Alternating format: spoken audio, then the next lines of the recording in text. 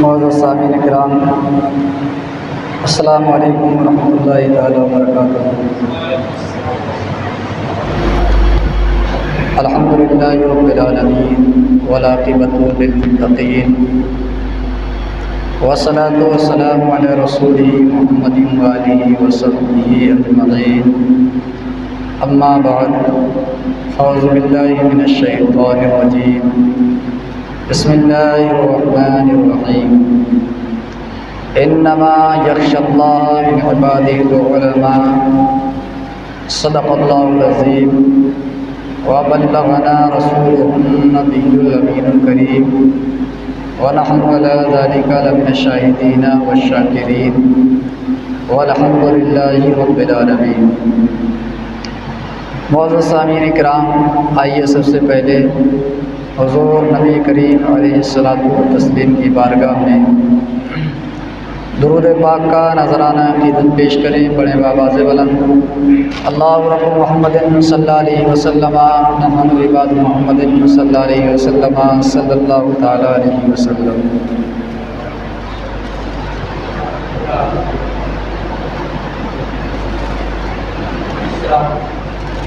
आज जुमातुल मुबारक का दिन है और ज़िलक़ादा की 5 तारीख़ है।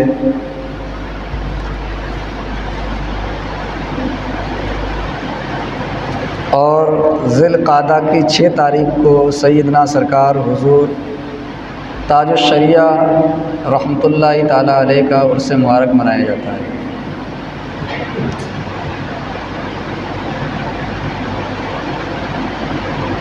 तो आज की इस थोड़ी देर की महफ़िल में सैयदना सरकार हुज़ूर ताजुश शरिया रज़ियल्लाहु ताला अन्हु का ज़िक्र जमील किया जाए, ये मैंने मुनासिब समझा।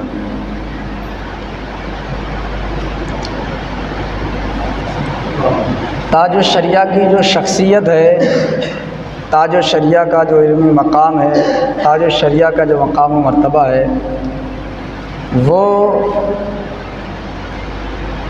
हम लोगों से पोशीदा नहीं है, बल्कि माज़ी करीब की शख्सियात में से हुज़ूर ताजुश शरिया रज़ियल्लाहु ताला अन्हु हैं, जिनको हम में से अक्सर लोगों ने देखा और अक्सर लोग आज भी सैयदना सरकार हुज़ूर ताजुश शरिया रज़ियल्लाहु ताला अन्हु के मुरीदीन में शामिल हैं।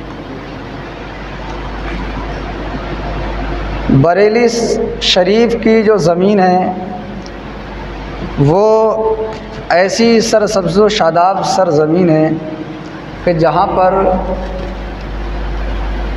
एक लंबे ज़माने से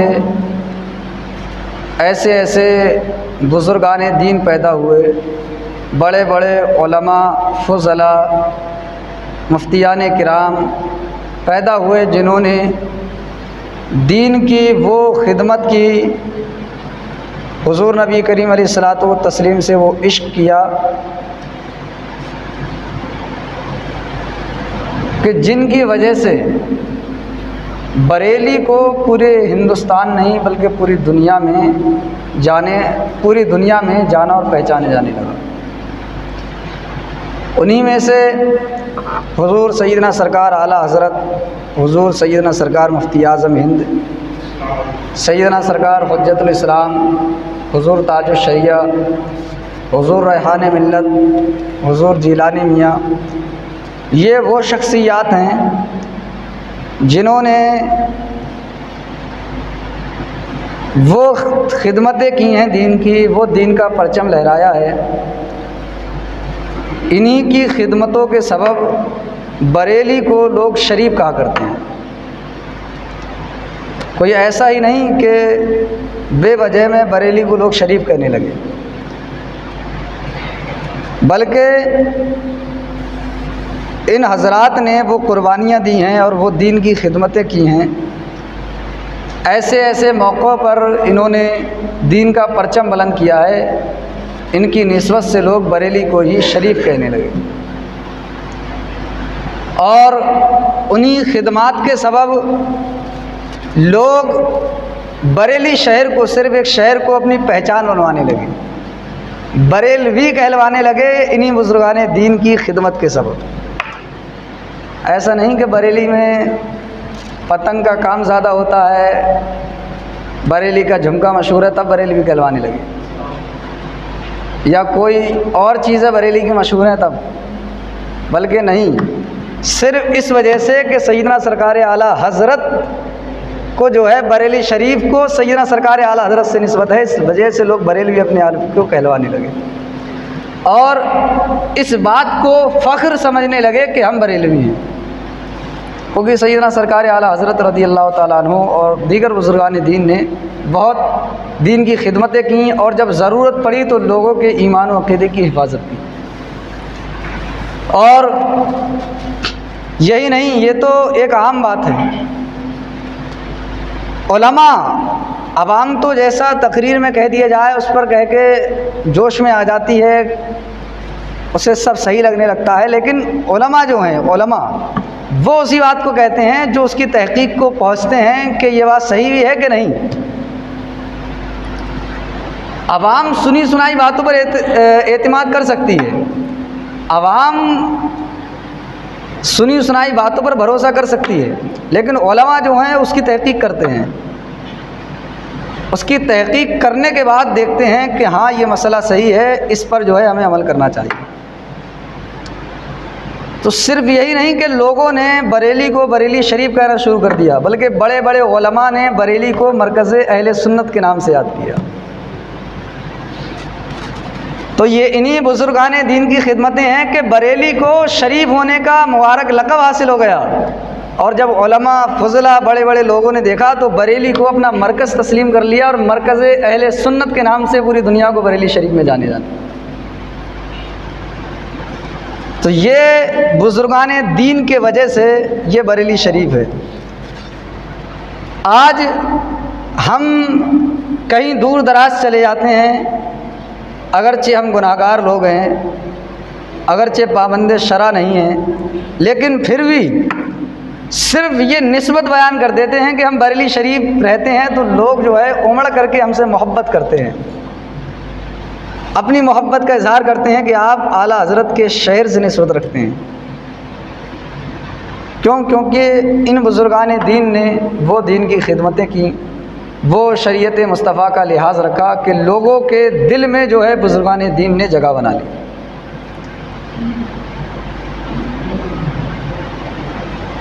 पैसे की बुनियाद पर मोहब्बत बनाई जाए तो शायद पैसे तक महदूद रहे, दौलत की बुनियाद पर मोहब्बत बनाई जाए तो दौलत तक महदूद रहे, लेकिन दिल जीतना जो होता है, दिल में मोहब्बत बनाना होता है, वो आखिर तक हमेशा कायम व दायम रहती है। वही बुजुर्गान दीन ने इश्क़ मुस्तफ़ा का वो चराग रोशन किया कि करोड़ों लोग उसकी रोशनी से फैज़ाब हुए। अब वो हमेशा बरेली शरीफ के नाम पर अपनी गर्दनें, अपना सब कुछ कुर्बान करने के लिए तैयार रहते हैं। तो ये भी एक खुशकिस्मती की बात है कि हम बरेली शरीफ में रहते हैं, वरना कितने ऐसे लोग हैं कि बरेली शरीफ आने की ख्वाहिशें करते हैं, लेकिन वो बरेली शरीफ दयार आला हज़रत में हाज़िर नहीं हो पाते हैं किसी ज़रूरियात की वजह से।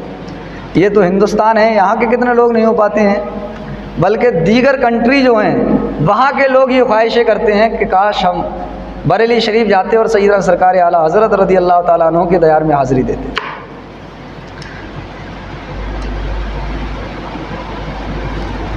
तो ये बुजुर्गान दीन हैं, इन्होंने हर एतबार से सबसे ज़्यादा बरेली का जो मशहूर है, बरेली वालों का वो इश्क़ मुस्तफ़ा मशहूर है। और भी उलमा गुज़रे हैं, लोग गुज़रे हैं, लेकिन जब बात आती है हक़ कहने की, जब बात आती है अपनी आवाज़ बुलंद करने की, हक़ बयानी करने की, तो लोग पीछे खिसक जाते हैं। वहाँ पर बरेली शरीफ का फतवा जारी होता है कि ये हक़ है, इस पर अमल किया जाए, और ये गलत है, इससे पीछे हटा जाए। खुद नमाज पढ़ना ये अपने फ़राइज़ को अंजाम देना है, ज़कात देना अपने फ़राइज़ को अंजाम देना है। बंदा ज़कात देगा, गुनाह से बचेगा और सवाब का मुस्तहिक़ होगा। नमाज़ पढ़ना ये अपने फ़राइज़ को अंजाम देना है, बंदा नमाज़ पढ़ेगा अपने फ़राइज़ को अंजाम देगा, उसके सबब अल्लाह रब्बुल इज़्ज़त उसे इनाम देगा और वो गुनाह से महफूज रहेगा। क्योंकि नमाज़ छोड़ना भी तो गुनाह है, ये नहीं पढ़ ली तो सवाब, नहीं पढ़ा तो कोई बात नहीं, बल्कि छोड़ना भी गुनाह है। इसी तरीके से हज़रत मूसा अलैहिस्सलातु वस्सलाम से अल्लाह रब्बुल इज़्ज़त ने कहा है, मूसा कभी तुमने मेरे लिए कोई अमल किया है? तो हज़रत मूसा अलैहिस्सलातु वस्सलाम ने कहा, मौला ताला मैंने तेरे लिए नमाज़ पढ़ी है, तेरे लिए रोज़ा रखा है, तेरे लिए ज़कात दी है। तो अल्लाह रब्बुल इज़्ज़त ने मूसा अलैहिस्सलातु वस्सलाम से कहा, तूने नमाज़ पढ़ी है, इसके सबब तुझे जन्नत में अच्छे अच्छे बागात मिलेंगे। तूने रोज़ा रखे हैं, तेरे रोज़ा रखने की सबब ये तेरे लिए ढाल हो जाएंगे, फरिश्ते तुझ पर अज़ाब नहीं पहुंचा पाएंगे। इसी तरीके से दीगर जो इबादतें थी मूसा अलैहिस्सलाम ने गिनाई, अल्लाह रब्बुल इज़्ज़त ने कहा ये तो सब तूने अपने लिए की हैं, मूसा मेरे लिए क्या किया है? तो हज़रत मूसा ने कहा, मौला ताला ऐसा कौन सा अमल है कि मैं तेरे लिए करूं? तो अल्लाह रब्बुल इज़्ज़त ने कहा, क्या कभी तूने मेरे लिए किसी से दुश्मनी की है या मेरी वजह से किसी से मोहब्बत की है? तो ये नमाज पढ़ना, अपने फ़राइज़ को अंजाम देना, ये अपनी जगह है, लेकिन बात जब हक़ कहने की आती है, जब कहने की आती है कि ये सही है ये गलत है, तो तमाम लोग पीछे हट जाते हैं, पिलपिलापन दिखाते हैं। वहाँ आला हज़रत का फतवा जारी होता है, वहाँ बरेली शरीफ का फतवा जारी होता है। लोग जो है इसी वजह से बरेली शरीफ को नुमाया मकाम हासिल है।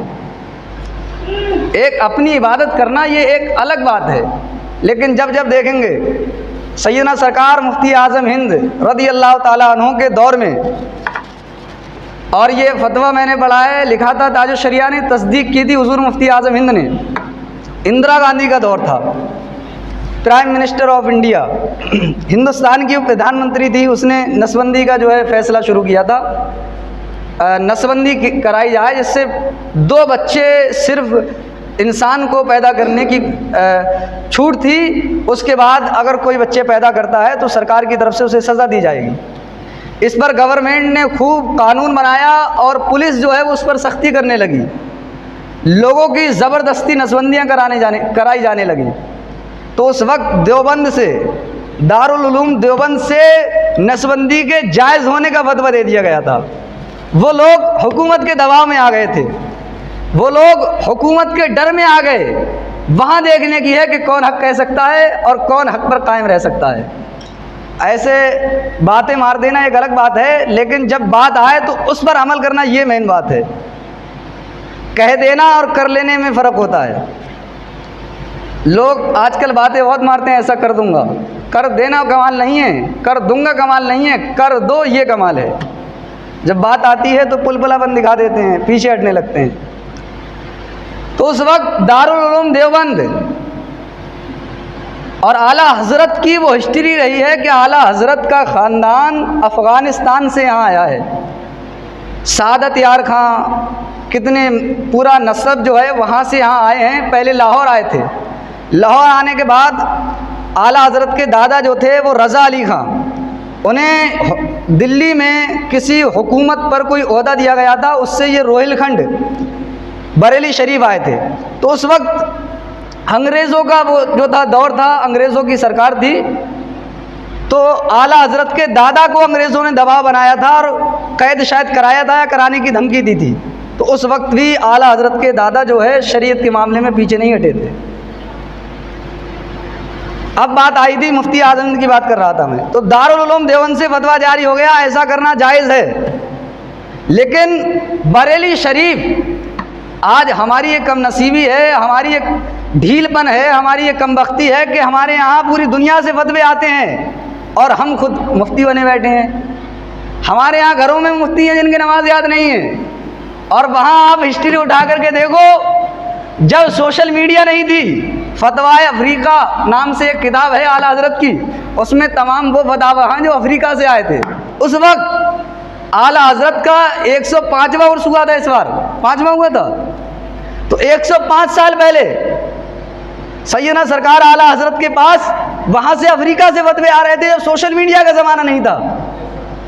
अरब व अजम से फतवे आते थे। आज तो सोशल मीडिया का ज़माना है, यहाँ से बैठे बैठे पूरी दुनिया में बातचीत कर सकते हो। लेकिन ये हमारी कमबख्ती है, हमारा कम नसीबा है कि हम मुफ्ती बने बैठे हैं। ये हमारी जहालत है, हम खुद फतवा दे देते हैं। नहीं, ऐसा होना चाहिए था।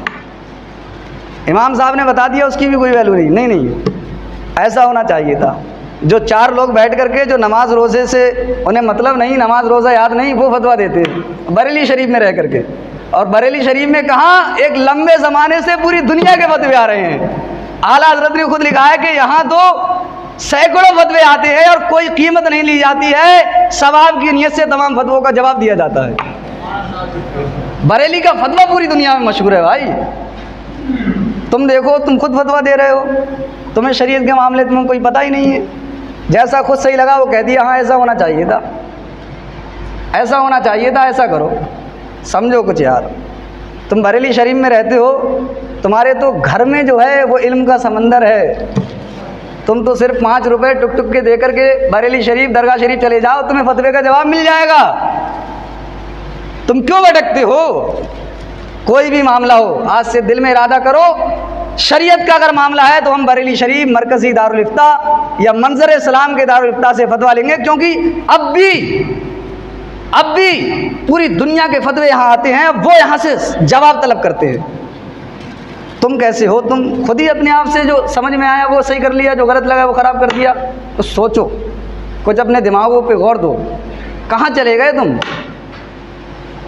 तो आया मुफ्ती आज़म हिंद रज़ी अल्लाह ताला अन्हु की बारगाह में फतवा, तो हुजूर ताज शरिया ने वो फतवा लिखा था और मुफ्ती आज़म हिंद ने उसकी तस्दीक की थी। तमाम लोग हिंदुस्तान के दबाव में आ गए, गवर्नमेंट उनके ऊपर सख्ती करने लगी, लेकिन मुफ्ती आज़म हिंद ने कहा कि ये फतवा नसबंदी कराना जायज़ नहीं है, ये हराम है। गवर्नमेंट ने जोर बनाया था, दबाव बनाया था कि हुजूर सरकार फतवे को वापस ले ले, इसे जायज़ होना करार दे दे, वरना हुकूमत आपके ऊपर सख्ती करेगी। तो मुफ्ती आज़म हिंद ने कहा यह बरेली शरीफ है, यहाँ बिलबिले लोग नहीं रहते हैं, हुकूमत के दबाव में आने वाले नहीं रहते हैं, यहाँ सरकारें बदल सकती है लेकिन फतवा नहीं बदल सकता, फतवा नहीं बदलेगा। वही हुआ, उस दौर के बाद सरकार बदल गई लेकिन मुफ्ती आज़म हिंद रज़ी अल्लाह ताला अन्हु का फतवा नहीं बदला। अब तुम बताओ, तुम्हें शरीयत के मामले की ज़रूरत पड़ेगी, फतवा कहाँ से लोगे? लोगे नहीं लोगे?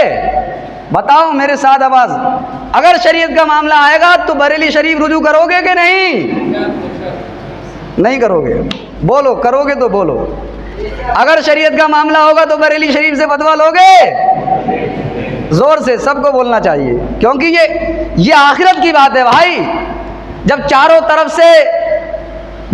तरफ से अकायद पर हमले हो रहे थे तो उस वक्त आला हजरत ने हमारे अकीदे की हिफाजत की है। सिर्फ हर नमाजी भी जन्नती नहीं है, क्योंकि नमाज का दारो मदार अकीदे के ऊपर है, और सही अकीदा वो है, वो आला हजरत के दयार से मिलेगा। तो तुम आला हजरत के घर में रहते हो, आला हजरत के दयार में रहते हो, तुम अपने फतवे जो है दुकानों से जारी कराओगे, पंचायतों से जारी कराओगे? नहीं, बल्कि तुम्हें शरीयत की अगर ज़रूरत पड़ेगी तो रुजू कहाँ करोगे? बोलो, बरेली शरीफ, आला हजरत के मरकज़ से फतवा लिया जाएगा। ये हमारी खुशकिस्मती है, हम बरेली शरीफ में रहते हैं। हमें तो रोज़ाना सैयदना सरकार आला हजरत के दयार में, आपकी खानकाह में, आपकी बारगाह में हाज़िरी देना चाहिए, आपके फ़यूज़ से बरक़ात से माला माल होना चाहिए। हम खुशकिस्मत हैं। अरे ये बुजुर्गाने दीन क़यामत के दिन हमारे काम आएंगे, ये हमारी शफ़ाअतें कराएंगे, हमारी बख्शिशें कराएंगे, लेकिन ज़रूरत है हम इनसे ताल्लुकात तो बनाएं, हम इनकी बारगाह में जाकर के रुजू तो करें, ये बुजुर्गाने दीन हमारे काम आएंगे। सैयदना सरकार बरेली शरीफ ऐसे ही बरेली शरीफ नहीं है। आजकल मज़ारात के हालात इतने ज़्यादा ख़राब हैं, लेकिन बरेली शरीफ चले जाओ, यहाँ के हालात अब भी तुम्हें सही मिलेंगे। बरेली मज़ारात का मामला अगर आता है तो देवबंदी वहाबी कहते हैं कि ये बरेलवी है, कि ये इन्होंने मज़ारात का मामला शुरू किया है, और आज लोग बरेली शरीफ की बुराई करते हैं और मज़ारात को वो लोग बदनाम कर रहे हैं। बरेली शरीफ से अब भी यही फतवा है कि औरत को मज़ार पे जाना जायज़ नहीं है। अब वो पीर, वो शरीयत की खिलाफ वर्जी करने वाले, औरतों के हाथ पकड़ने वाले अपने आप को पीर कहलवाते हैं और बरेली शरीफ को बदनाम करते हैं। तुम बरेली शरीफ रुजू करो, तुम्हें कहीं और जाने की ज़रूरत नहीं है। सैयदना सरकार ताज शरिया की ज़िंदगी को देखो, ताज शरिया ऐसे ही ताज शरिया नहीं बन गए हैं। सिर्फ कपड़े पहन लेना, टोपी ऊंची लगा लेना, जुब्बा साहबा पहन लेना, ये अवाम में चल सकता है, अवाम में। लेकिन ताज शरिया जब अरब कंट्रीज़ में जाते थे तो बड़े बड़े उलमा ताज शरिया की ज़ियारत करने के लिए आया करते थे। ये तो हम हैं कि हमारे यहाँ आ जाएं बड़ी टोपी लगा करके पीर साहब, तो इमाम साहब की भी कोई वैल्यू नहीं रहती। वो नमाज नहीं पढ़े तो फ़र्क नहीं पड़ता है, नहीं पढ़े तो मत पढ़े, ताबीज़ दे दिया काम हो गया। नहीं, बरेली शरीफ का इस वजह से नहीं। देखो ताज शरिया को, ताज शरिया ने पैदा हुए 4 साल की उम्र में आपकी जो है बिस्मिल्लाह ख़ानी हुई। बिस्मिल्लाह ख़ानी जो है हुजूर मुफ्ती आज़म हिंद ने पढ़ाई थी। उसके बाद मंज़र इस्लाम में आपने इब्तिदाई तालीम घर पर हासिल की वालिदैन से। हमारे तो वालिदैन भी ऐसे हैं जो पढ़े लिखे नहीं हैं। अब हमारे बच्चे नहीं पढ़ेंगे तो उनके वालिदैन भी पढ़े लिखे नहीं होंगे। अरे हमारे नहीं हैं, लेकिन हमारे पोतों पड़पोतों के तो वालिदैन पढ़े लिखे हो सकते हैं। बच्चे पढ़ेंगे तो उनके बच्चे तो पढ़े लिखे होंगे। तो मुफ्ती आज़म सरकार ताज शरिया के जो तालीम हुई, इब्तिदाई तालीम, वो घर पर अपने वालिदैन से हासिल की। फिर जामिया रज़विया मंज़र इस्लाम में आपने फ़जीलत तक पढ़ाई की। उसके बाद आप जामिया अज़हर मिस्र गए। जामिया अज़हर मिस्र, वहाँ जाकर के जहाँ पूरी दुनिया के लोग तालीम हासिल करने के लिए आया करते हैं, पूरी दुनिया के लोग, और इस बात पर फ़ख्र हासिल करते हैं कि वो अज़हरी कहलाएँ, वो अज़हरी कहलाएँ। लेकिन ताज शरिया ने वो तालीम हासिल की, इस लगन से, मेहनत से पढ़ाई हासिल की कि जामिया अज़हर यूनिवर्सिटी ने आपको एक अवार्ड दिया और इस बात पर फ़ख्र किया कि ताज शरिया हमारे यहाँ पढ़ने के लिए आए। इसीलिए आपको फ़ख्र अज़हर कहा जाता है। पूरी दुनिया के लोग वहाँ इसलिए जाते हैं कि हमें अज़हरी कहा जाए। अब वो यूनिवर्सिटी ये कह रही है कि ये हमारी खुशकिस्मती है कि अख्तर रज़ा खान हमारे यहाँ पढ़ने के लिए आए। तो आजकल के ये पीर जिन्हें नमाज रोज़े से मतलब नहीं, दीनी तालीम से मतलब नहीं, उनसे बच कर के दूर हट के रहो। ये ताज शरिया है, इल्म की शुआएं, इल्म का समंदर। जब वहाँ गए जामिया अज़हर मिस्र पढ़ने के लिए तो इल्म कलाम का एक सवाल सैयदना सरकार ताज शरिया से कहा गया। आपके क्लास के सारे लोग, सारे तलबा जो हैं उस सवाल में पीछे रह गए, सवाल का जवाब देने से सब आजिज़ रह गए, तमाम लोग, सन्नाटा छा गया।